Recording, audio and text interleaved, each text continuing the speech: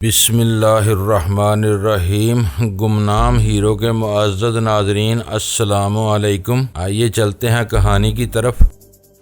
اور doctor میکاکس master کی کے لیے اسی طرح کام کر رہا ہے جس طرح ڈاکٹر ڈوگلس اور شورلے ایوان وغیرہ پراسرار باس کے لیے کام کرتے رہتے تھے۔ وہ پولیس آفیسر مجھے اور ایل مونا کو اپنے ساتھ گاڑی میں بٹھا کر لے گیا۔ میں سمجھ رہا تھا کہ جہاں جا رہا ہوں وہاں بڑی سختیاں ہوں گی، زبردست پابندیوں میں رکھا جائے گا۔ میں وہاں سے فرار نہیں ہو سکوں گا، لیکن خطرہ مول لیے بغیر میں رسونتی تک نہیں پہنچ سکتا تھا۔ اگر ایجنٹ 39 کے متعلق کچھ معلوم ہو جاتا تو میں فی الحال رسونتی کی طرف سے رخ بدل کر اس ایجنٹ 39 کے پیچھے پڑ جاتا، کیونکہ سونیا اور اعلیٰ بی بی اسی کے حوالے کی گئی تھی۔ مجھے اور ایل مونا کو ایک چھوٹے سے کوارٹر میں لے جا کر رکھا گیا۔ ہم وہاں ایک گھنٹے تک بور ہوتے رہے، کوئی ہمارے پاس آس پاس نہیں تھا۔ معلوم ہوتا تھا ہمیں چھوڑ کر چلے گئے ہیں۔ ہم نے دروازے کو کھولنے کی کوشش کی، وہ باہر سے بند تھا۔ ایل مونا نے کہا، جب سے میں تمہارے ساتھ سفر کر رہی ہوں نئی مصیبتوں میں مبتلا ہوتی جا رہی ہوں۔ ہر انسان اپنے اچھے اور برے عمل کے مطابق کبھی مصیبت میں پھنستا ہے اور کبھی مصیبت سے نکلتا ہے۔ تم اپنی غلطیوں کا الزام مجھے دے رہی ہو، پتہ نہیں کون لوگ تمہارے پیچھے پڑ گئے ہیں۔ مانا کہ تم حسین ہو، مگر ایسا بھی کیا کہ تمہارے چاہنے والے میرے بھی پیچھے پڑ جائیں، جبکہ میں خوبصورت نہیں ہوں۔ وہ اپنی جگہ سے اٹھ کر میرے سامنے آئی اور بولی، تم خوبصورت بھی ہو اور خطرناک بھی۔ مجھے یقین ہو گیا ہے جب تک تمہارے ساتھ رہوں گی مجھ پر کوئی آنچ نہیں آئے گی۔ میں نے کہا، ذرا دور ہٹو، گرمی لگ رہی ہے۔ اس نے مجھے گھور کر دیکھا، پھر پیچھے ہٹ کر غصے سے بولی، تم میری توہین کر رہے ہو۔ عجیب مشکل ہے، حسین عورت کے پیچھے پڑ جاؤ تو وہ نخرے دکھاتی ہے، منہ نہیں لگاتی۔ اگر لفٹ نہ دور ہٹاتے جاؤ تو وہ غصے میں آ جاتی ہے، اپنی توہین سمجھنے لگتی ہے۔ تم خواہ مخواہ یہ ظاہر کر رہے ہو کہ مجھ سے تمہیں کوئی دلچسپی نہیں، حالانکہ ایسا ہو نہیں سکتا۔ میں نے ایسا کوئی پارسا نہیں دیکھا جس نے مجھے ایک نظر دیکھا ہو اور اپنی پارسائی بھول نہ گیا ہو۔ ابھی تمہاری عمر کیا ہے؟ 20 برس۔ عورت کبھی صحیح عمر نہیں بتاتی۔ وہ بفر کر بولی، کیا تم مجھے بڑھیا سمجھ رہے ہو؟ بڑھیا نہیں تو گڑیا بھی نہیں ہو، صحیح عمر بتاؤ۔ تمہیں میری عمر سے کیا لینا ہے؟ میں تمہیں یہ بتانا چاہتا ہوں کہ کم عمر ہو تو تم نے ابھی دیکھا ہی کیا ہے؟ اس دنیا میں واقعی پارسا لوگ موجود ہیں۔ میرے پاس رہ کر تمہاری خوش فہمی دور ہو جائے گی۔ تم خطرناک بھی ہو اور چالاک بھی۔ تم مجھے تاؤ دلا رہے ہو تاکہ میں پکے ہوئے پھل کی طرح تمہاری جولی میں آ گروں۔ اے پکے ہوئے پھل، کیا ہم گفتگو کا موضوع نہیں بدل سکتے؟ جب ہم ایسے موضوع پر بات ہی نہیں کریں گے تو تمہیں یقین ہو جائے گا کہ میں وہی ہوں جو نظر آ رہا ہوں۔ وہ پریشان ہو کر مجھے دیکھنے لگی، پھر بے بسی سے قریب آ گئی۔ میں نے پوچھا، اب کیا ہے؟ اس نے میرے ہاتھ کو تھام لیا، عاجزی سے کہنے لگی، فار گاڈ سیک، مجھے زیادہ الجھن میں نہ ڈالو۔ میں تمہارے متعلق سوچ کر پریشان ہوں۔ آخر تم کیا ہو؟ میرے متعلق سوچنے سے بہتر ہے موجودہ حالات پر غور کرو کہ ہم کہاں آ کر پھنس گئے ہیں۔ اس نے اس بند کمرے کو چاروں طرف سے دیکھتے ہوئے کہا، ہم جہاں بھی ہیں تنہا ہیں، کوئی تیسرا آ نہیں سکتا۔ اس نے اپنے فر کے اوور کوٹ کو کھول کر ایک طرف پھینک دیا۔ میں نے کہا، یہ کیا کر رہی ہو؟ سردی لگ جائے گی۔ تم میرے دل اور دماغ سے ایسے چپک گئے ہو کہ سردی لگ ہی نہیں سکتی۔ اسی وقت باہر گاڑی کی آواز سنائی دی، وہ رک گئی۔ میں نے کہا، خدا کا لاکھ شکر ہے۔ میں تیزی سے چلتا ہوا کھڑکی کے پاس آیا۔ 5 مسلح جوان گاڑی سے اتر کر دروازے کی طرف آ رہے تھے۔ ان میں سے ایک لیڈر ٹائپ کا آدمی نظر آ رہا تھا۔ تھوڑی دیر بعد دروازہ کھل گیا، قدموں کی آواز سنائی دے رہی تھی۔ اس کے بعد ہمارے کمرے کا دروازہ کھلا۔ دروازے میں 4 افراد اسٹین گن اٹھائے ہوئے نظر آئے۔ 5ویں نے ریوالور ہماری طرف کرتے ہوئے کہا، چپ چاپ منہ سے آواز نکالے بغیر ہمارے ساتھ چلو۔ میں نے ایل مونا کا کوٹ اٹھا کر اسے دیتے ہوئے کہا، حسرت ان گونچوں پہ ہے جو بن کھلے مرجا گئے۔ ایل مونا نے پوچھا، یہ تم کون سی زبان بول رہے ہو؟ یہ دل کے پھولے پھوڑنے والی بات ہے، تمہاری سمجھ میں نہیں آئے گی۔ ہم ان اسٹین گنوں والوں کے سائے میں آ کر گاڑی میں بیٹھ گئے۔ اس کے بعد وہاں سے سفر شروع ہوا۔ میں نے لیڈر سے پوچھا، ہمیں کہاں لے جا رہے ہو؟ وہ پولیس آفیسر وغیرہ کہاں ہیں؟ ہم کسی پولیس آفیسر کو نہیں جانتے اور زیادہ سوال کرنے کی ضرورت نہیں ہے۔ کوئی چلاکی دکھائے بغیر ہمارے حکم کی تعمیل کرتے رہو گے تو تمہیں نقصان نہیں پہنچے گا۔ ایئرپورٹ کے رن وے پر ایک طیارہ ہمارے لیے تیار کھڑا تھا، ہم اس میں سوار ہو گئے۔ میں اور مونا 2 ہی مہمان مسافر تھے، ورنہ وہاں 2 اور مسلح افراد کا اضافہ ہو گیا تھا۔ جہاں مجھے اور مونا کو بیٹھنے کے لیے سیٹ دی گئی، سامنے ہی دیوار پر ایک بڑا سا ٹی وی اسکرین تھا۔ جہاز پرواز کرتا ہوا کافی بلندی پر پہنچ گیا تو وہ ٹی وی اسکرین آن ہو گیا۔ اسکرین پر ایک ادھیڑ عمر کی عورت نظر آ رہی تھی۔ اس نے غضب کا میک اپ کیا ہوا تھا، ہر ممکن طریقے سے اپنی عمر کو چھپانے کی کوشش کی تھی۔ پس منظر سے آواز آ رہی تھی، یہ رومانٹک بیبی ہے۔ میں نے مونا کی طرف جھک کر کہا، دیکھو بیبی ایسی بھی ہوا کرتی ہے۔ کسی نے ڈانٹ کر کہا، یو شٹ اپ، جو کہا جا رہا ہے اسے توجہ سے سنو، آپس میں گفتگو کرنے سے پرہیز کرو۔ ہم پھر اسکرین کی طرف متوجہ ہو گئے۔ وہ کہنے لگا، ڈاکٹر میکاکس یا تم جو کوئی بھی ہو، لیکن ایل مونا کا تعاقب کرتے ہوئے آئے ہو۔ ہم یہی چاہتے تھے۔ ہمیں یقین ہو گیا ہے کہ مونا دشمنوں کی نظر میں آ گئی ہے۔ اب تم بتاؤ کہ کون ہو اور کس گروہ سے تعلق رکھتے ہو۔ میں نے ٹھہرے ہوئے انداز میں کہا، میں ڈاکٹر میکاکس ہوں۔ یہ ہم بھی جانتے ہیں، یقیناً تم ڈاکٹر میکاکس ہو، لیکن کس کے لیے کام کر رہے ہو؟ ظاہر ہے میں تنانک میڈیکل سینٹر میں کام کر رہا ہوں، اپنی حکومت کے لیے۔ زیادہ معصوم بننے کی کوشش نہ کرو۔ اس خطرناک تنظیم کا نام بتاؤ جس سے تمہارا تعلق ہے۔ میں نے اپنی زندگی میں ایک ہی خطرناک تنظیم دیکھی ہے، وہ میرے ساتھ بیٹھی ہوئی ہے۔ یہ جب آنکھیں ہرنی جیسی ہوں، چہرہ گلابی اور دودھ کی طرح سفید ہو، حسن بے پناہ ہو اور شباب کوٹ کوٹ کر بھرا ہوا ہو، تو ہم ازل سے ان سارے لوازمات کے مجموعے کو خطرناک تنظیم کہتے آئے ہیں۔ میں نے ایل مونا کا ہاتھ تھام کر کہا، میرا تعلق اسی تنظیم سے ہے اور اسی کے پیچھے دیوانہ وار چلا آیا ہوں۔ اسپیکر کے ذریعے کہا گیا، تمہاری بکواس کے دوران رومانٹک بیبی کہاں سے کہاں چلی آئی ہے؟ ذرا اسے دیکھو، یہ جہاں جا رہی ہے اور جس کے پاس جا رہی ہے۔ اگر تمہیں اس کی ضرورت ہے تو ہم سے 2 ٹوک بات کرنا۔ میں نے دیکھا بوڑھی بیبی بڑے نازو انداز سے چلتے ہوئے اس بڑے سے مکان کے اس حصے میں پہنچی تھی جہاں بہت سے بچے کھیل رہے تھے۔ لان میں جھولا تھا، بچے جھول رہے تھے، کچھ بچے چھوٹی سی موٹر چلا رہے تھے، کچھ 3 پہیے کی سائیکل پر سوار تھے۔ رومانٹک بیبی نے ان تمام بچوں کی طرف دیکھتے ہوئے آواز دی، بیبی تم کہاں ہو؟ کتنی ہی بیبی اور بابا پلٹ کر دیکھنے لگے۔ رومانٹک بیبی نے کہا، اوہ میں تم سب کو نہیں، اپنی رسونتی بیبی کو بلا رہی ہوں۔ فوراً ہی منظر بدل گیا۔ رسونتی ایک پلاسٹک کے گھوڑے پر بیٹھی ہوئی آگے پیچھے جھول رہی تھی۔ میں ایک دم سے چونک کر اپنی سیٹ پر سیدھا ہو کر بیٹھ گیا۔ جو کچھ آنکھوں کے سامنے نظر آ رہا تھا اس پر یقین نہیں آ رہا تھا۔ وہ کسی بچی کی طرح ایک پلاسٹک کے گھوڑے پر سوار تھی اور آگے پیچھے جھولتے ہوئے یوں خوش ہو رہی تھی اور تالیاں بجا رہی تھی جیسے سچ مچ گھوڑے پر سواری کر رہی ہو۔ رومانٹک بیبی نے پاس آ کر کہا، او بیبی تم یہاں ہو، پتا ہے تمہارا ملک ٹائم ہو گیا ہے۔ رسونتی نے چھوٹی سی بچی کی طرح سمٹ کر کہا، میں دودھ پینے نہیں جاؤں گی، یہیں لا کر دو۔ اس نے آواز دی، آیا بیبی، بیبی کے لیے دودھ لے آؤ۔ میں حیرانی سے دیکھ رہا تھا، خیال خوانی کرنا بھول گیا تھا۔ ایک آیا فیڈر لے کر آئی تھی، شیشی میں دودھ بھرا ہوا تھا۔ پھر رسونتی اس شیشی کی نپل کو منہ میں رکھ کر دودھ پینے لگی۔ اسپیکر سے آواز آ رہی تھی، دیکھو غور سے دیکھو، تم سونیا، رسونتی اور آلا بیبی کے لیے آئے ہو۔ دنیا کی تمام خطرناک تنظیموں کے افراد انہیں تلاش کر رہے ہیں۔ ہم مانتے ہیں تم اور تمہارا سربراہ بہت چالاک ہے۔ تم لوگوں نے کسی طرح ایل مونا کو ڈھونڈ نکالا۔ تم میں سے جس نے اس کے بھائی ایل ماؤنٹ کو اغوا کیا ہے وہ بھی اسی طاق میں ہے کہ کس طرح سونیا، رسونتی اور آلا بیبی تک پہنچ جائے۔ بہرحال ہم تمہیں رسونتی کے پاس پہنچا رہے ہیں۔ کچھ تم آنکھوں سے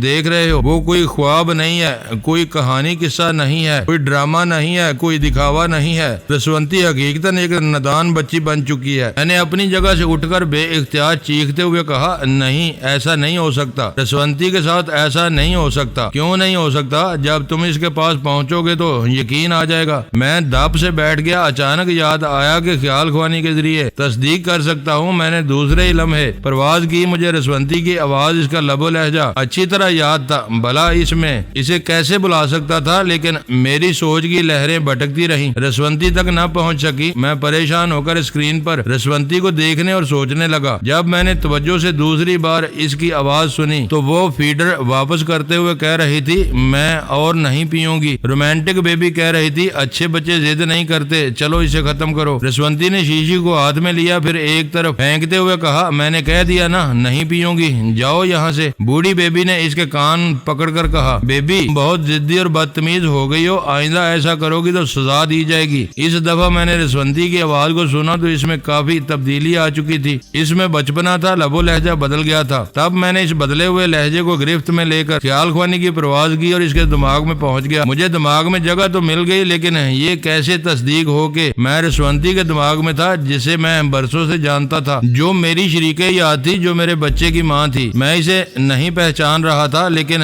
دل کہہ رہا تھا کہ یہ وہی ہے۔ ذرا سا لب و لہجہ بدل گیا تھا، آواز میں فرق پیدا ہو گیا تھا، جو کچھ بھی میری نظروں کے سامنے تھا، جو کچھ بھی ٹیلی پیتھی کے آئینے میں تھا، مجھے اسے تسلیم کرنا پڑے گا۔ اگر میں اسے رسونتی ماننے سے انکار کر دوں تو اس کا مطلب یہ ہے کہ رسونتی اب اس دنیا میں نہیں رہی، کیونکہ جس کے لب و لہجے کو میں برسوں سے جانتا آیا تھا، اسے گرفت میں لے کر جب بھی میں نے پرواز کی تو میری سوچ کی لہریں بھٹکتی رہ گئیں، مگر وہاں تک نہیں پہنچ سکی۔ اب جہاں پہنچا ہوا تھا وہی رسونتی تھی، اور اگر نہیں تھی تو پھر وہ کہاں تھی؟ کیا مجھے کہنا ہوگا کہ رسونتی تھی؟ کیا یہ نہیں کہہ سکتا کہ رسونتی ہے؟ وہ رسونتی جو پلاسٹک کے گھوڑے پر سوار بچوں کی طرح خوش ہو رہی تھی، ہنس رہی تھی، کھلکھلا رہی تھی اور معصوم لہجے میں کچھ کبھی بولتی بھی جا رہی تھی، وہ میری نگاہوں کے سامنے تھی اور ہے کے درمیان رہ گئی تھی۔ اب کیسے یقین ہو کہ وہ اپنے وجود کے ساتھ میری نگاہوں کے سامنے ہے؟ میں بڑی دیر تک پسو پیش میں رہا، میری نگاہیں ٹی وی اسکرین پر جمی رہی، مجھے رسونتی صاف طور پر نظر آ رہی تھی اور میں اس کے وجود سے انکار نہیں کر سکتا تھا، مگر اس کے رسونتی ہونے کا یقین بھی نہیں آ رہا تھا۔ وہ پراسرار شخص نادان نہیں ہو سکتا تھا، اس کی طرف سے کوئی گہری چال چلی جا رہی تھی۔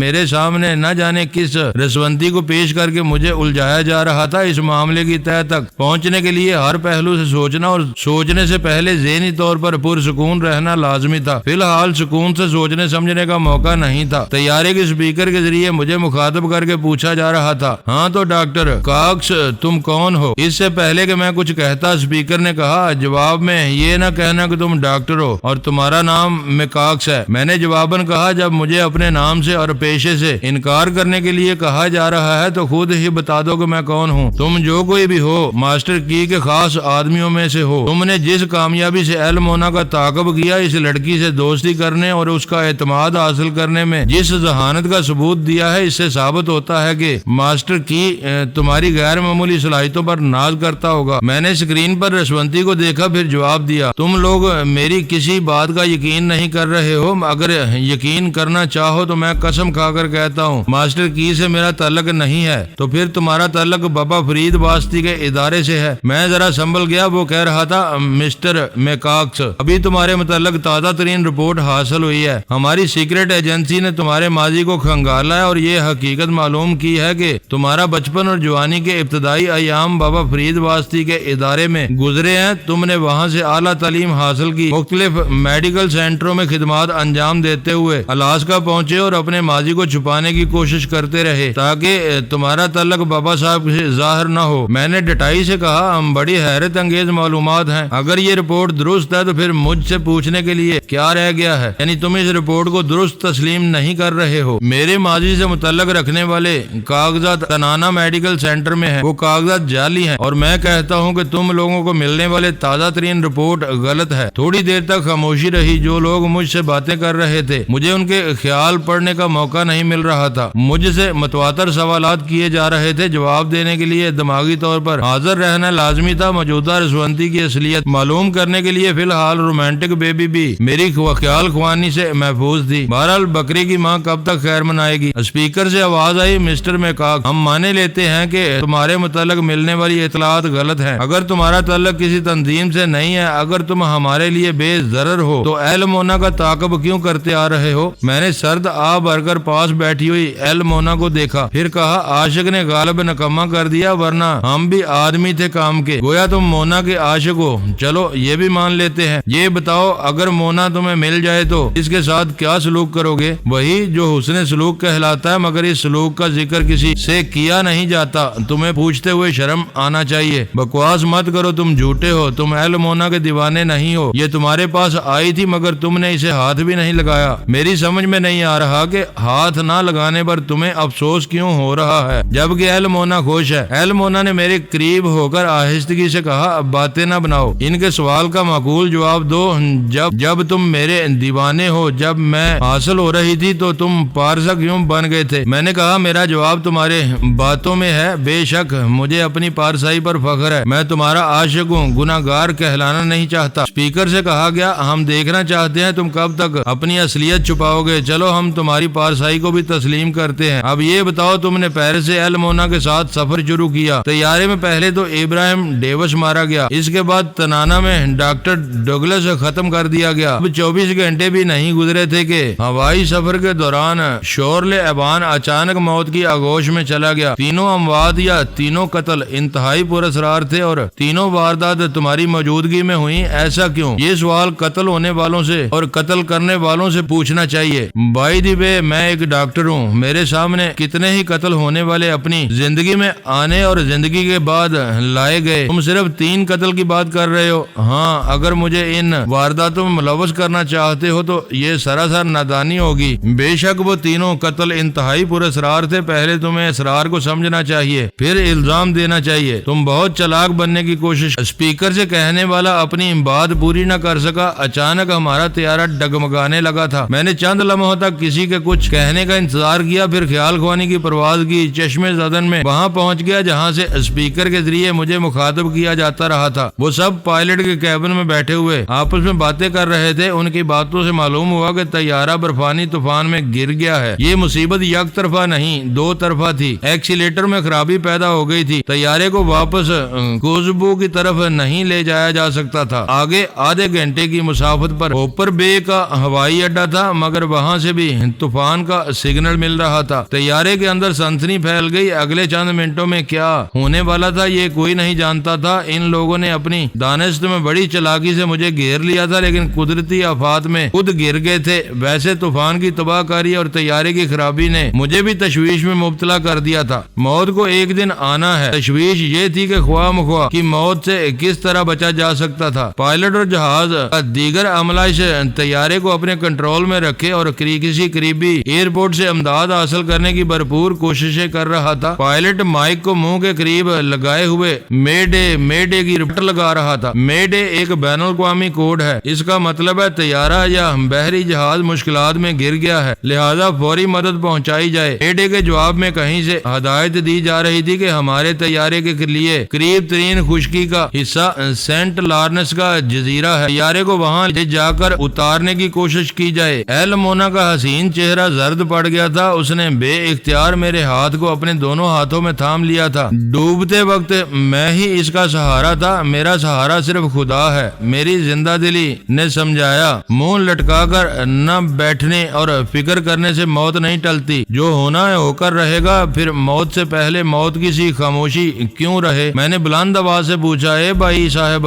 تم نے سوالات کا سلسلہ کیوں بند کر دیا؟ آواز آئی، شٹ اپ۔ میں نے کہا، تم لوگوں کی عقل گھاس چر گئی ہے، ذرا سوچو، جب موت سامنے کھڑی ہو تو آدمی آپ ہی سچ بولنے لگتا ہے۔ یہ موقع غنیمت ہے، مجھ سے پوچھو، مجھ سے جو پوچھو گے میں زندگی کی آخری سانسوں میں سچ کہتا جاؤں گا۔ لیکن کسی نے کچھ نہیں پوچھا، سب کو اپنی اپنی پڑی تھی۔ طیارے کی پروں پر برف جم رہی تھی، اس کی پرواز نیچی کر دی گئی تاکہ برف پگھلتی رہے۔ میں نے کہا، تم سوال کرنا بھول گئے، لہذا میں سوال کرتا ہوں، تم جواب دو۔ تم کون لوگ ہو؟ کس پراسرار شخص کے لیے کام کر رہے ہو؟ ایک اسٹیورڈ نے قریب سے گزرتے ہوئے کہا، خاموش رہو ورنہ منہ توڑ دوں گا۔ میں نے مسکرا کر کہا، ابھی ہم سب ہزاروں فٹ کی بلندی سے گر کر ٹوٹنے پھوٹنے والے ہیں۔ موت کے خوف نے تمہیں پاگل کر دیا ہے، پاگل نہیں، ہوش مند بنا دیا ہے۔ ہم چند لمحوں میں ایک دوسرے سے سچ بول کر اپنی اپنی اصلیت ظاہر کر کے فنا ہو جائیں گے۔ ہمیں کسی کے خلاف کچھ بولنے کے لیے ایک سانس کی بھی مہلت نہیں ملے گی۔ پھر اے لوگو،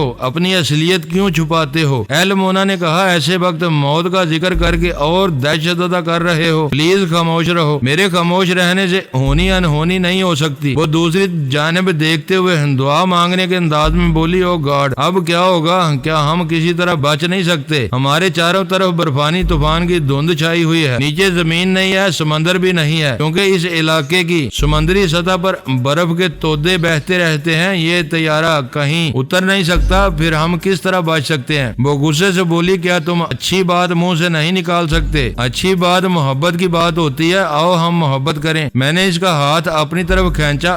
ہم سب حفاظتی بیلٹ کے ذریعے اپنی اپنی سیٹ پر بندھے ہوئے تھے۔ ہاتھ کھینچنے پر وہ میری طرف ذرا جھک گئی۔ دماغ نے کہا، بس یہی چند سانسیں ہیں، نفرت سے جی لو یا محبت سے۔ وہ بے اختیار چیخ کر بولنے لگی، میں محبت کرتی ہوں، میں اپنی موت کو سامنے دے کر تسلیم کرتی ہوں کہ دنیا میں کچھ نہیں رہتا، ہمارے پیچھے ہماری نفرتیں اور محبتیں رہ جاتی ہیں۔ ہم نفرت سے موت کو نہیں ٹال سکتے، مگر محبت سے محبوب کے ساتھ ساتھ مر تو سکتے ہیں۔ کیبن میں پائلٹ کے ساتھ 2 آدمی تھے۔ ہمارے آس پاس کی سیٹوں پر ایک عورت اور 2 مرد بیٹھے ہوئے تھے۔ وہ سب گم سم ایل مونا کی باتیں سن رہے تھے۔ وہ کہہ رہی تھی میں ڈاکٹر میکاک سے محبت کرتی ہوں، میں پیرس سے دیکھتی آ رہی ہوں، یہ سچا اور کھرا انسان ہے، میں بات بات پر اسے دھوکہ دیتی رہی، یہ قدم قدم پر میری حفاظت کرتا رہا، میں اس لمحے موت کی آنکھوں میں آنکھیں ڈال کر کہتی ہوں جب تک ان کے ساتھ رہوں گی موت مجھے زندگی سے چھین کر نہیں لے جا سکے گی۔ اکبر کی طیارے کو زبردست جھٹکا پہنچا، ہماری اوپر کی سانس اوپری رہ گئی، جانے وہ طیارہ کتنی بلندی سے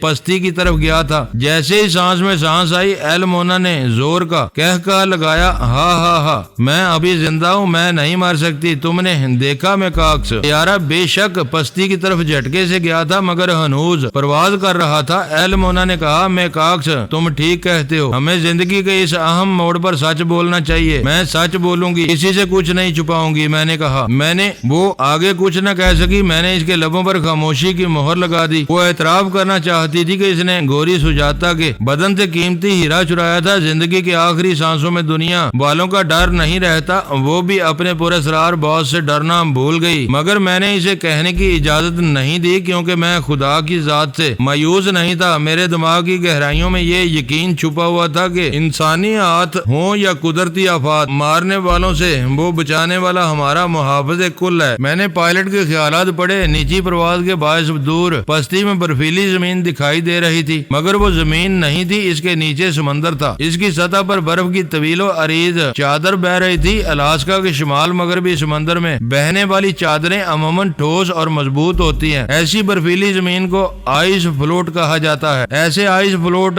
شمالی سمندر میں بہتے جاتے ہیں، پھر جیسے جیسے جنوبی گرم حصوں کی طرف پہنچتے ہیں پگھلنے لگتے ہیں۔ پائلٹ اور اس کے ساتھی یقین سے کہہ رہے تھے کہ وہ آئس فلوٹ زمین کی طرح ٹھوس اور مضبوط ہے، اس پر طیارے کو اتارا جا سکتا ہے۔ وہ آئس فلوٹ کے چاروں طرف پرواز کرتے ہوئے اس کا جائزہ لے رہے تھے۔ یہ اندازہ ہوا کہ برف کی وہ ٹھوس سطح تقریباً 1.5 میل وسیع اور 1 میل عریض ہے، وہاں اتر کر طوفان کے تھمنے اور دوسری امداد کے پہنچنے کا انتظار کیا جا سکتا تھا۔ اسپیکر آن ہو گیا، ہمیں بتایا جا رہا تھا کہ طیارہ ایک آئس فلوٹ پر اترنے والا ہے۔ ایل مونا نے پوچھا، میکاکس کیا ہم صحیح سلامت اتر جائیں گے؟ اس کا انحصار پائلٹ کی مہارت پر ہے۔ بائی دی وے، جہاں ہم اترنے جا رہے ہیں وہاں سلامتی مشکوک ہے کیونکہ ہم زمین پر نہیں اتر رہے ہیں، جہاں ہمارے قدم پہنچیں گے اس کے نیچے سمندر ہوگا۔ آئس فلوٹ کی سطح ٹھوس اور مضبوط ہو سکتی ہے مگر جا بجا گڑھے ہوں گے یا برف کی سطح کمزور ہوگی، ہم ادھر سے گزریں گے تو دنیا سے گزر جائیں گے، وہ نادیدہ گڑھے ہماری برفانی قبر بن جائیں گے۔ اور تم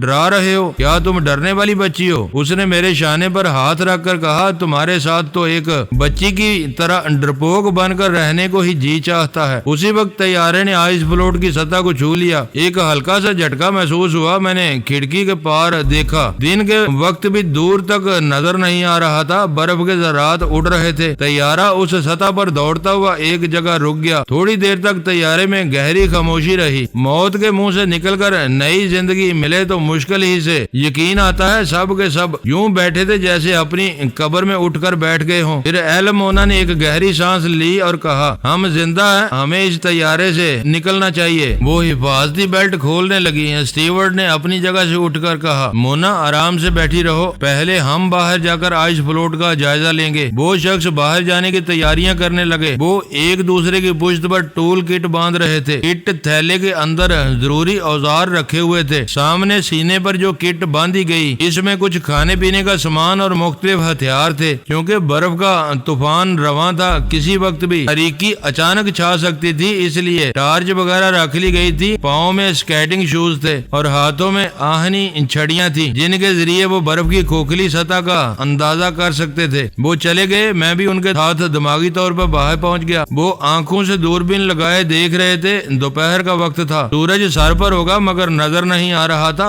ہر طرف برفیلی دھند چھائی ہوئی تھی، آفتاب کی مردہ کرنیں صاف و شفاف برف پر پڑ رہی تھی، ان کی روشنی برف سے منعکس ہو رہی تھی جس کی وجہ سے دن کی مدھم سی روشنی ہو رہی تھی۔ تھوڑی دیر بعد وہ دونوں طیارے میں واپس آئے اور بتانے لگے کہ برف کی سطح ٹھوس ہے، کہیں کہیں برف کے اونچے ٹیلے نظر آ رہے ہیں۔ طیارے سے تقریباً 1 فرلانگ کے فاصلے پر آئس فلوٹ کا کنارہ ہے، وہاں سے سمندر کا پانی دکھائی دیتا ہے۔ ہم سب اس طیارے طیارے سمیت برف کی سطح پر سمندر میں بہتے جا رہے تھے۔ آئس فلوٹ کا کنارہ ٹوٹنے پر سب سے پہلے طیارہ سمندر میں غرق ہو سکتا تھا، لہذا طیارے کے انجن کو دوبارہ سٹارٹ کیا گیا۔ وہ دونوں شخص پھر باہر گئے۔ ان کے سگنل کے مطابق طیارے کو آئس فلوٹ کے ایک درمیانی حصے میں پہنچا دیا گیا۔ باہر غضب کی سردی تھی، ہم طیارے کے اندر محفوظ تھے، مگر اندیشہ تھا کہ جہاں یہ جہاز کھڑا ہوا ہے وہاں برف کی سطح اچانک ٹوٹنے لگے تو ہم سب طیارے کے اندر بیٹھے بیٹھے سمندر کی تہہ میں پہنچ جائیں گے۔ پائلٹ وقفے وقفے سے ریڈیو ٹرانسمیٹر کے ذریعے رابطہ قائم کر رہا تھا۔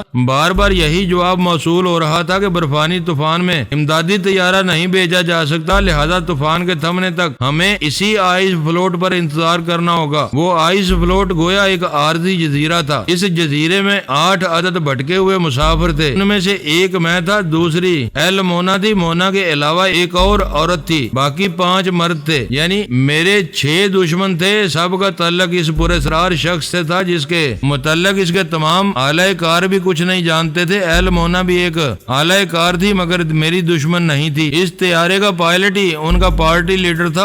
اس نے حکم دیا، ایل مونا اپنے تمام ساتھیوں کے ساتھ ہم باہر چلنے کے لیے تیار ہو جاؤ، تم سب ہتھیاروں سے لیس رہو گے، صرف ڈاکٹر میکاکس نہتا رہے گا۔ سب کے سب مزید گرم کپڑے پہننے لگے، سر اور گردن کو ڈھانپنے والی ٹوپیاں بھی پہن لی۔ یہ چیزیں مجھے نہیں دی گئیں۔ پارٹی لیڈر نے کہا، ڈاکٹر تم انہی کپڑوں میں باہر چلو گے اور اس وقت تک سرد عذاب سے گزرتے رہو گے جب تک اپنی اصلیت نہیں بتاؤ گے۔ سرد ہوائیں تمہیں لمحہ بے لمحہ مارتی رہیں گی۔ میں نے گرم لباس اور فل بوٹ پہنے ہوئے تھے مگر وہاں کی سردی میں یہ لباس کچھ بھی نہ تھا۔ مجھے اوور کوٹ، گرم ٹوپی اور سنو گوگلز وغیرہ سے محروم رکھا جا رہا تھا۔ ایل مونا مجھے پریشان ہو کر دیکھ رہی تھی۔ جب مجھے طیارے سے باہر نکلنے کا حکم دیا گیا تو وہ پارٹی لیڈر سے بولی، مسٹر مان لو یہ ظلم ہے، ڈاکٹر نے بارہا میری جان بچائی ہے، پلیز ان پر رحم کریں۔ پارٹی لیڈر مان لو نے پوچھا، کیا ڈاکٹر سے دلی لگاؤ ہو گیا ہے؟ ہاں، میں پرواز کے دوران محبت سے اقرار کر چکی ہوں۔ پھر تمہارے بھی گرم کپڑے اتار دیے جائیں گے، تمہارے پاس ایک ہتھیار بھی نہیں رہے گا اور تم اس کے ساتھ سرد جہنم میں ٹھٹر کر برف کا مردہ مجسمہ بن جاؤ گی۔ وہ بولی، مجھے جیسی بھی سزا دو مگر میکاکس پر خواہ مخواہ ظلم نہ کرو، یہ ہمارا دشمن نہیں ہے، تمہارا دشمن نہیں ہے، ہمارا تو ہے، تم اس کے ساتھ مرنا پسند کرو گی؟ ایل مونا نے مجھے دیکھا پھر کہا، میں مرنا نہیں چاہتی، مجھے اپنی زندگی سے بہت محبت ہے مگر میرا دل کہتا ہے کہ میں میکاکس کا ساتھ دوں گی تو حرام موت میرے قریب نہیں آئے گی۔ مان لو نے حکم دیا، اس لڑکی کے ہتھیار چھین لو، فر کا کوٹ اور اسکیمو کیپ اتار لو، اس کے بعد دونوں کو طیارے سے نکال دو۔ وہ حکم دے کر دروازے کے پاس گیا، پھر پلٹ کر مجھے دیکھتے ہوئے بولا، باہر کی سردی میں آدھے گھنٹے سے زیادہ جی نہیں سکو گے اور اگر اعصاب کمزور ہوئے تو 5 منٹ میں دم نکل جائے گا۔ زندگی چاہتے ہو تو اپنی اصلیت بتا دینا، ہم تمہاری قدر کریں گے۔ یہ کہتے ہی وہ طیارے سے باہر گیا لیکن خود کار زینے تک پہنچ کر واپس آ گیا۔ مجھے دیکھتے ہی چونک کر سوچنے لگا، میں واپس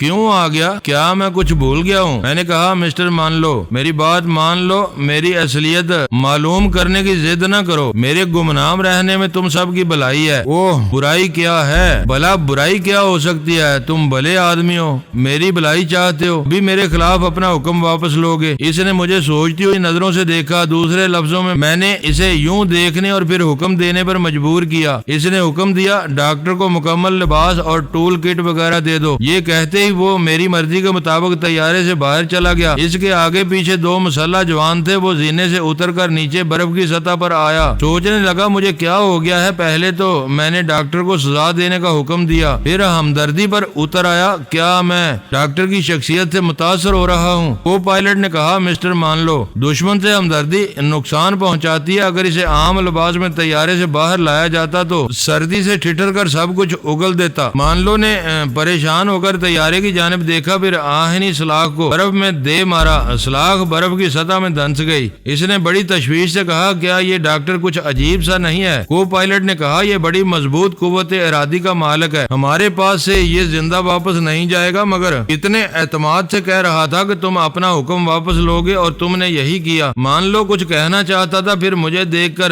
رک گیا۔ میں ایل مونا کے ساتھ طیارے سے باہر آ رہا تھا، میں نے اوور کوٹ اور اسکیمو کیپ پہن لیے تھے، آنکھوں پر سنو گوگلز تھے، سردی سے محفوظ رہنے کے پورے جتن کیے تھے۔ اس کے باوجود قیامت کی سرد ہوائیں تھیں۔ یہ ہوائیں لباس اور کھال پال سے گزر کر ان دیکھی سوئیوں کی طرح ہڈیوں میں چبھ رہی تھی۔ اب طیارے میں کوئی نہیں تھا، ہم سب باہر آ گئے تھے۔ وہاں طوفان کا زور تو نہیں تھا، البتہ برف کے ذرات اڑ رہے تھے۔ سنو گوگلز کی وجہ سے آنکھیں محفوظ تھیں، ہم ایک دوسرے کو دیکھ سکتے تھے، اگرچہ میرے لیے تمام سامان فراہم کر دیا گیا تھا، تاہم ہتھیار سے محروم رکھا گیا تھا۔ وہاں دوسروں کی طرح میرے ہاتھ میں بھی سلاخ تھی۔ طیارے سے نکلنے کے بعد ہم سب برف کی سطح پر سلاخ کی نوک مارتے ہوئے دور تک جا رہے تھے اور اس برفانی جزیرے کے ٹھوس ہونے کا یقین کر رہے تھے۔ مونا میرے ساتھ ساتھ تھی، ہم دوسروں سے ذرا دور ہوتے جا رہے تھے۔ اس نے میرے بازو کو تھام کر بڑی لگاوٹ سے پوچھا، تم کیا ہو میکاکس؟ آدمی ہو؟ آدمی سے بھی بڑھ کر کچھ ہو۔ وہ تعداد میں 6 ہیں، مگر ان میں سے کوئی تمہیں نقصان نہیں پہنچا رہا۔ مان لو بہت سنگ دل ہے، مگر اس نے تمہاری مرضی کے مطابق حکم بدل دیا۔ اوہ میکاکس، آئی لو یو۔ میرا جی چاہتا ہے تمہیں سمیٹ کر اپنے سینے کے اندر چھپا لوں، یا سمیٹ کر تمہارے وجود میں گم ہو جاؤں۔ میں نے زیر لب کہا، اے بلاؤں کو پیدا کرنے والے، آئی بلا کو ٹال تو، تم کچھ بڑا رہے ہو؟ نہیں، سردی سے دانت بج رہے ہیں۔ دور سے ایک شخص نے بلند آواز سے کہا، ڈاکٹر یہ نہ سمجھنا کہ ہم تم سے غافل ہیں، محض اس لیے ڈیل دے رہے ہیں کہ اس برف کے جزیرے سے تمہارے لیے فرار ہونے کا راستہ نہیں ہے۔ میں نے مان لو کہ دماغ میں پہنچ کر دیکھا، وہ ایک مکینک کے ساتھ پھر طیارے میں پہنچ گیا تھا اور ایکسیلیٹر کی خرابی کو دور کرنے کی کوشش کر رہا تھا۔ اس بات کا یقین ہو گیا تھا کہ طیارہ جہاں کھڑا ہے وہاں برف کی سطح مضبوط ہے، ادھر برف کے ٹوٹنے یا پگھلنے کا اندیشہ نہیں ہے۔ ہم کچھ دور نکل گئے ہیں۔ میں نے کہا، ہمیں طیارے کے قریب رہنا چاہیے۔ اس نے اچانک گھوم کر میری طرف دیکھا اور محبت سے بولی، طیارے کے قریب نہیں، ایک دوسرے کے قریب رہنا چاہیے۔ ایک کے رخسار سردی کی شدت سے انگارا ہو رہے تھے، اس کی سفید رنگت سرخ پڑ گئی تھی، بس میں نے اتنا ہی دیکھا۔ اس کے بعد اچانک میری کمر پر زور کی لات پڑی، میں اپنا توازن قائم نہ رکھ سکا، پلٹ کر برف کی سطح پر گر پڑا۔ لڑنے کی جو تربیت حاصل کی تھی اس کے مطابق گرتے ہی دور تک لڑکتا ہوا گیا، پھر اچھل کر کھڑا ہو گیا۔ ایک شخص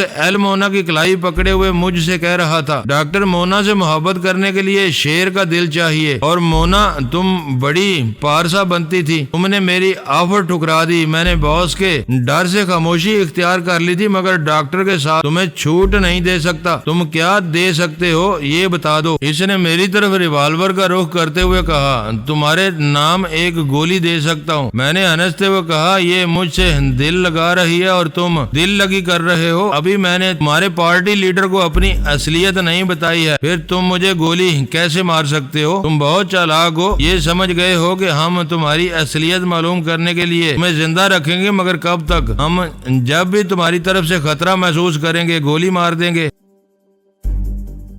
معزز ناظرین، لائک کریں، شیئر کریں اور کمنٹس باکس میں پاک آرمی زندہ باد، پاکستان پائندہ باد کا نعرہ ضرور درج کر کے اپنے ملک پر فخر کریں اور پاکستان کی بنیادیں مضبوط کرنے میں اپنا کردار ادا کریں۔ ویڈیو دیکھنے کا شکریہ۔ معزز ناظرین، اپنا خیال رکھیے گا اور ہمارے چینل کا بھی۔ ISI پاک آرمی زندہ باد، پاکستان پائندہ باد۔